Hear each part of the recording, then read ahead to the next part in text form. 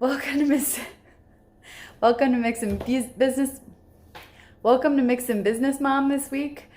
We're going to be talking about budgeting, and it's a little different for me, so I had some help. Just trying to get some bookkeeping done, and asked my husband to help me, and he's setting up. These are income statements, right? Yes, this is your monthly income statement. Okay, so an income statement, I'm going to go back through my summer expenses, but my husband's in business school, so he is helping me with accounting, because whenever I log into QuickBooks, it's just so overwhelming. Like it keeps track of all of my accounts, but it does so going back like 6 years, because I've never updated it. It updates itself, but then I have to go through and categorize each expense.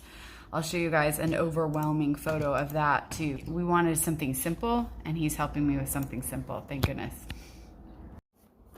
Did you know that dishes still have to get done? Even if you're focusing on income statements, even if you're trying to make a budget for your business so that you can be more businessy, you still have to do dishes when you're a mom.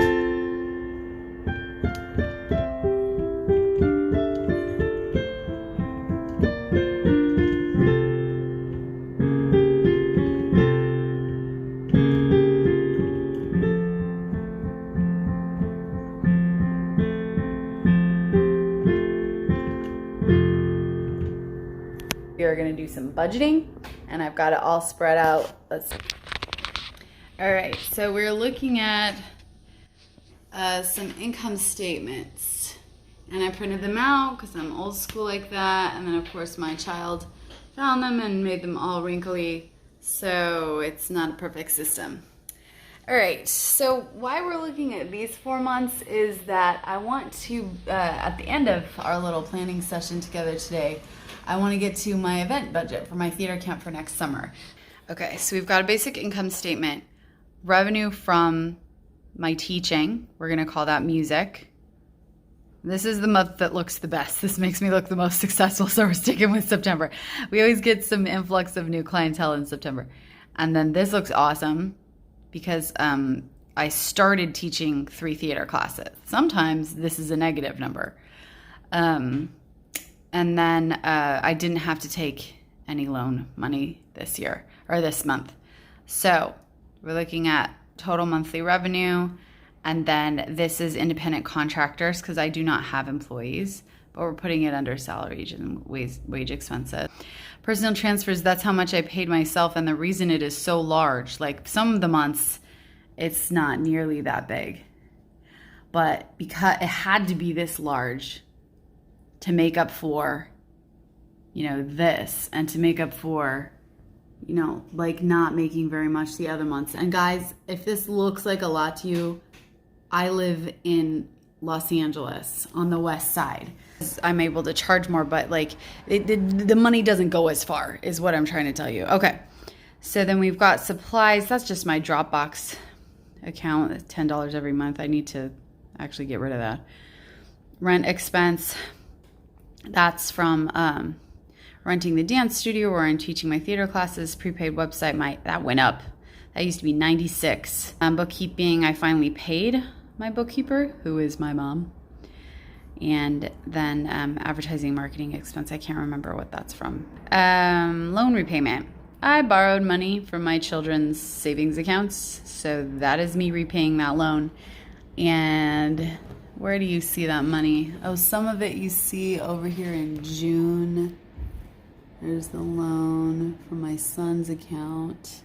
I did these kind of quick and dirty because I wanted to generate an event budget for this summer so that I know what I'm getting myself into this year.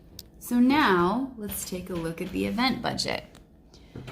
If I keep most things the same this summer, except I do want to add in marketing, that isn't even like half of what I should be doing for online marketing. And I do want to do a trade show.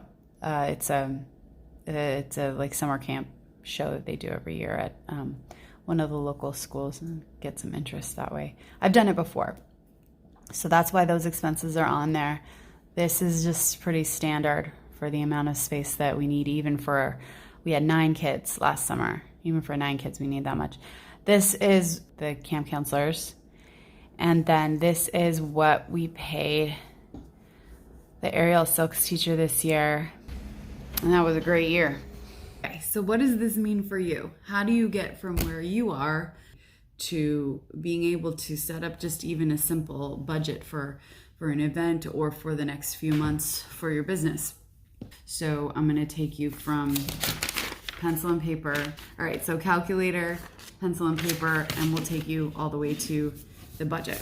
You're going to need your device because whatever Cash App you're using, which I recommend you do because it's 2022, you want to gather whatever income you've made and add it to your piece of paper. So we want revenue at the top, okay? So we look cool. Revenue, right? So I'm just going to add up my Venmo, all my Venmo stuff, and I'm going to put the total for my Venmo here, okay? Now, if you have a separate revenue stream like I do for my classes that I teach, because it's different for my private students, so I'm going to make a separate line for classes and put the total here. And you should be advised that these are made-up numbers today. Okay, so let's say I've got my Venmo open and I'm adding up monies that I received. Those are the ones in green. For some of you, this is going to be a side hustle, so the numbers won't be as big at first. Okay, so $17.42. So that's my Venmo. And then the classes, $595. Okay, is $2,337. Okay, so far, see, it looks exactly like this, my revenue here on this side, and I just did the math myself, so I got the total number. You don't need Excel. Okay, now we want the next section to be expenses. Okay, so you're getting further down the paper, making progress. Your expenses. So what do you spend money on? Do you rent a space? I do. So rent. Do you pay other people to help you teach lessons? Do you have a musical director? Do you have a personal assistant? We want salaries and wages, and that doesn't have to be employees, like actual employees. It can be independent contractors. It can be, somebody that you're paying for a one-time thing. So now again, I'm making up these numbers. Let's say my rent is $185. Okay. If you've got an office in LA, that's going to be $1,850. So you're going to add a 0 to that. Okay. But since I'm doing this as it was a side hustle, I'm going to erase that extra 0. I used to have an office in LA. Boy, was that expensive. The pre-pandemic era. Okay, so $185 for my rent. My salary and wage expenses. Let's say my personal assistant is she works hourly, so she's doing 20 hours a week for $20 an hour. So we've got $400 for that, okay? You want to add in your self-pay because this is a simplified income statement for your business. Simplified. You're not doing QuickBooks right now. You're not adding in every single thing and separating out your groceries and your movie tickets and your babysitters and stuff. Your self-pay is just whatever amount you're going to give to yourself to pay for all that other stuff. So it does factor in to your ultimate personal budget or your family's personal budget. But let's just say mine was $800, okay? I needed $800. Part of that went to my mortgage, or part of that went to my rent, and my partner paid the other part of it, or my roommate paid the other part of it and stuff. So my self-pay is that. And if this is a side hustle, your numbers are not going to be in total because your regular job is not part of this page.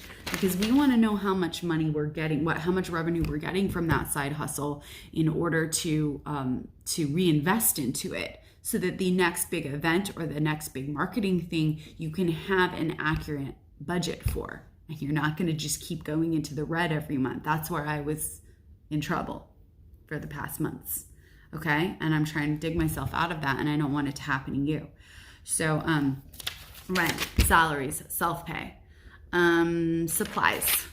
Let's say it's $300, okay? And then bookkeeping. I'm gonna assume you don't pay a bookkeeper, but we're gonna add QuickBooks fees into this. So let's say somebody paid you $1,000 and they paid by credit card. There's $34-ish QuickBooks fee for that. So $34. And then it costs $25 to $50 a month to have a QuickBooks subscription. So we're gonna say that you paid $84 just so that you can track everything, and you're still using pencil and paper. We'll call that good. That's almost as many lines as I have in my regular one. So we're gonna total that up and see if we're anywhere near the imaginary number. And guys, I did not do this beforehand. So this could be, you could be in the red right now. Hang on, we'll find out. First, let's total the numbers. I was going to subtract it right away, but I want to know how much my expenses are.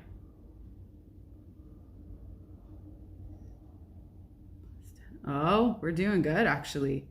Okay, so our total expenses are only $1,779. So I think we're going to be in the black. See? So let's subtract this number from this number and find out what our leftover budget is, because we already paid ourselves. Remember, self-pay was in there. So this is our once we have this new number, the net income from your side hustle, $558. I'm going to show you. You still have $558. Did you know that you can do an online ad for $500 from like a really reputable website that that lots of people drive traffic to? So you could use that money for your online budget. You could also use it because you could give yourself more self-pay because you had an extra expense with maybe your car broke down this month. But that net income can be either reinvested in your business, or in case of an emergency, invested in yourself. It is doable. Okay, this is doable, and adding the, and what I did with it, remember, I created an event budget knowing 4 or 5 months of the lead up and the aftermath of my event, and all of the costs that were involved in my event. And so I was able to generate a budget for next summer so that I don't get myself into the red again, and I don't cause the stress that was caused to myself and to my family.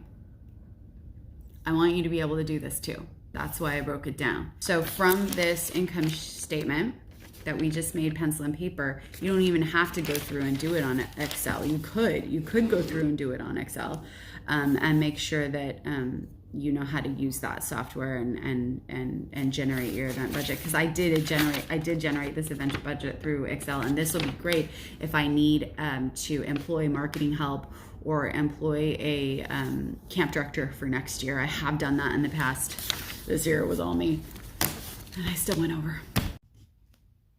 I just wanted to bring you some hope if you are struggling with trying to do something positive and workable for your business, and things overwhelm you, numbers overwhelm you. Like all of my previous videos, I'm trying to get you to go from where I feel almost on a daily basis to feeling empowered and feeling like you can progress forward in what you'd like to do. Each video I feel like brings me closer to all of the many things that I would like to incorporate into my life on a daily basis. Now, I haven't yet talked about routines and trying to do everything all the time. I need to be more consistent, and we need to start putting systems in place. So if I were to tell you where I'd like my YouTube channel to go, it would be toward routines and systems, so that it's not just a one-off. You do your budget and then you don't do your budget again for another 6 months. We want to do what we did today a lot, so that we're generating freedom and independence from stress and overwhelm. That's what I want you to find.